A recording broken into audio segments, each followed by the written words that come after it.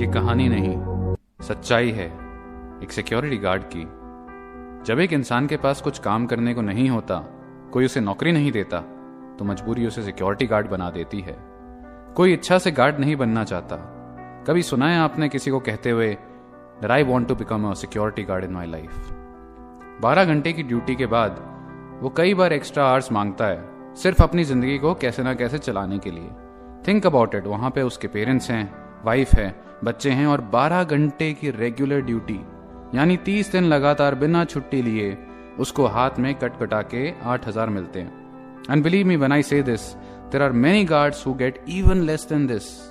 A few are lucky to make some more, but आपको idea लग रहा है ना, 8,000 हाथ में 1 महीने बाद बिना छुट्टी लिए। भाई मेरे पास तो 8,000 से भी महंगा मोबाइल है। क्या आप सोच पा रहे हैं कि कैसी जिंदगी होगी उसकी?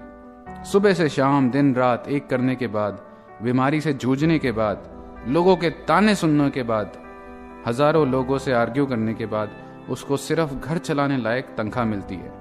How difficult it must be for him to live, and is that even a living? वो लोगों को तो सिक्योरिटी देता है, बस अपनी नहीं कर पाता। With such a small amount you can not buy the desirables. ना आप घी खरीद सकते हैं, ना मक्खन खरीद सकते हैं, ना फ्रूट्स खरीद सकते हैं। क्या हो सकता है इतने कम पैसों में? समर्स में 45 डिग्री में वो चुभती हुई टोपी पहनता है, पसीनों में बेहाल होने के बाद भी यूनिफॉर्म को उतारता नहीं है। उसके जो पेयर ऑफ शूज हैं वो महीनों तक चलाता रहता है। सर्द रातों में ड्यूटी देते देते कब कपाता है वो। अपने हाथों को जलती हुई 2 लकड़ियों की गर्माहट से सेकते हुए अपनी पोजीशन पे खड़ा रहता है वो। It's not an easy job. बस यही तो करना है, हमारी लाइफ बचानी है, अपनी लाइफ दांव पे लगा के। और किस लिए?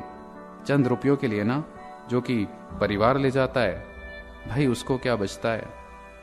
हर एक गार्ड एक एवरेज प्रोफेशनल के कंपैरिजन में अपने फैमिली से दूर रहता है। ऐसे लोगों से रोज मिलता है, जूझता है, जो औकात एजुकेशन पोजीशन में उससे बड़े हैं।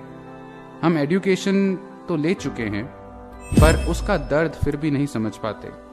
अगर वो हमें सर ना बोले तो उसको नौकरी से निकलवा देते हैं। रात में एक झपकी ले जाए तो बेचारे की नौकरी दाव पे आ जाती है। मजबूरी इंसान से क्या क्या करवाती है भाई साहब। क्या आपको लगता है इंसान काम पे झपकी लेना चाहता है?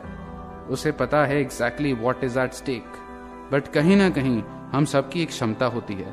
उसको उस क्षमता के आगे इसलिए जाना पड़ता है क्योंकि हम नेगोशिएट करते हैं पेमेंट टर्म्स में। हम उसे उतना नहीं देते जितना कहीं ना कहीं वो डिजर्व करता है। हम आर्मी को तो सलूट करते हैं, पर क्या हम अपने सिक्योरिटी गार्ड को सलूट करते हैं? ना भाई, सलूट तो गार्ड हमें करेगा। और गलती से ना करे तो हु केयर्स, इतने सारे तो हैं, एक और ले लो। क्या फायदा ऐसी एजुकेशन का, ऐसी प्रिविलेजेस का, जो हमें अपने से कम कमाने वालों को इज्जत करना भी नहीं सिखा सकती, जो एक इंसान को दूसरे इंसान की प्रॉब्लम नहीं समझा सकती। क्या हो गया अगर हम किसी मॉर्निंग में किसी गार्ड साहब को गुड मॉर्निंग विश कर दें? क्या हो जाएगा अगर हम थोड़ा सा हाल चाल उससे पूछ लें? हम तो छोटे नहीं होंगे ना, पर शायद कुछ पलों के लिए उनको छोटा महसूस होने से रोक देंगे। Soldiers save us at borders, these guards they save us inside our homes, inside our offices. They deserve better from us.